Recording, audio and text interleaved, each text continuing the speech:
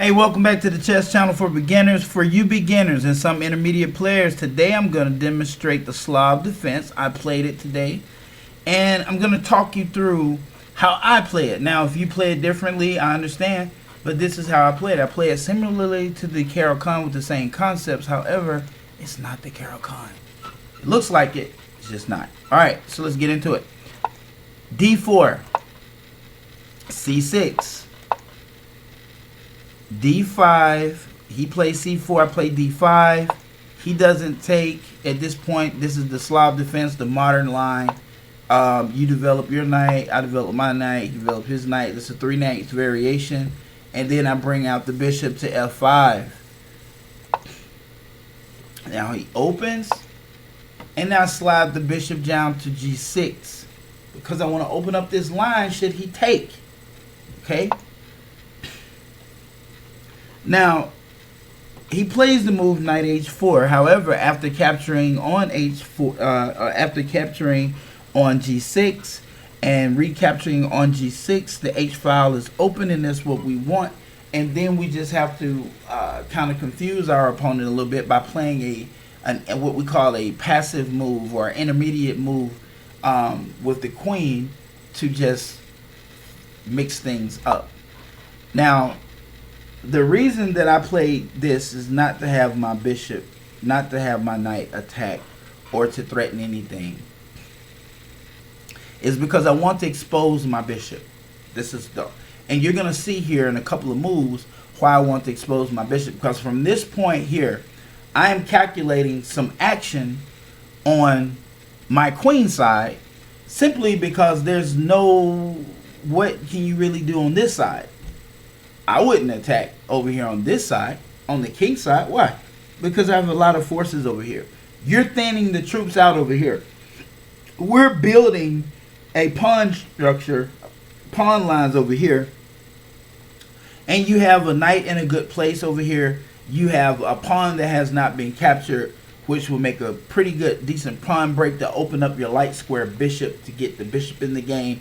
And then you can push pawns over here and create a lot of havoc. So if I'm going to attack, I would attack on the queen side. Okay, so knight takes on g6, g6, and then h takes on g6. And see what I mean? Here it is. And then now, in just a second, everything's going to break loose, but the game is going to be over. So here we go. He takes. That was not a good move for him. Why? Because anytime you can capture and develop a piece, that's nice. That is good. So let's do that. You don't pass on this. Okay? So another thing. Instead of capturing here, why did I not capture this piece? Because that opens up options to trade. My king is still in the middle of the board. So why would I do that? Even though the computer's saying, hey, take that pawn, you have to play the way you feel most comfortable. And this is the safest play for me. I don't know what the guy really wants to do. So if I play that and he takes and I take, I'm winning. I like that exchange. Okay? So he probably won't do that. Probably won't do that. So he captures there. I get to, what's harmful about that? Nothing. Nothing at all. And then he develops his bishop. I mean, worst case scenario, he pins my knight. Okay. It's not like I didn't have a knight pin before. So I pin his knight. He unpins the knight by placing the bishop between the king and the knight. And I retreat my queen. But let me explain something to you. Just like when I said, so I pin his knight. That's what he was thinking in his head. Oh, he's going to pin my knight. But you know what that was? That was a passive move. That move was just a move to him not to think about where I end my queen up.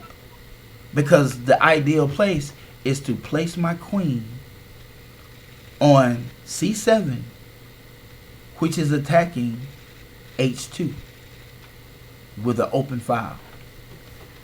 See, well, John, you can just move it there. Yeah. As soon as I move, the first thing when you're playing online, they look and see what piece you move. And then they start looking at every line around that piece.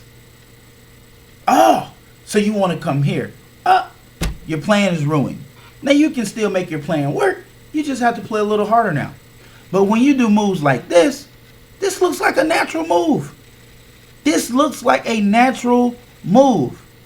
And then when he blocks, that looks like a natural move also. It looks just like a natural move. And for me to move my queen, it looks like a natural move. Why?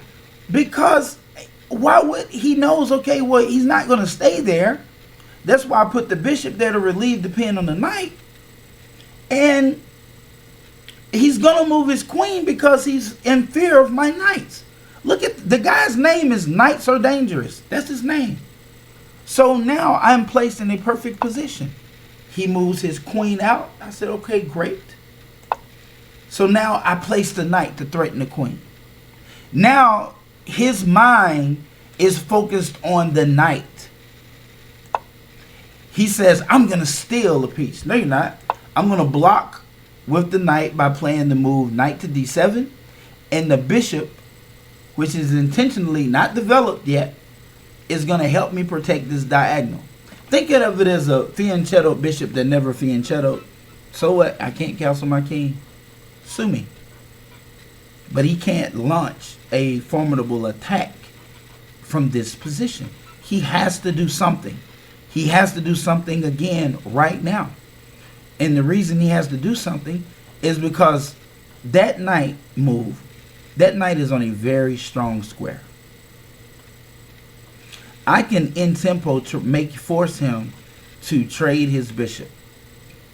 Force him to trade his bishop. Or he'll lose the right to castle. So guess what he does? He castled. And at this point, checkmate is now unavoidable. So you can read it. Checkmate is now unavoidable.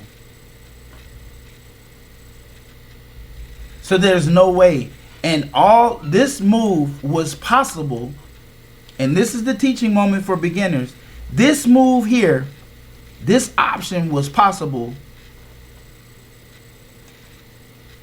way back here.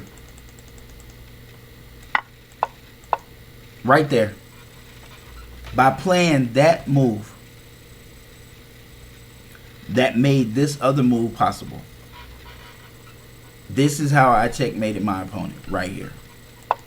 Was no other move.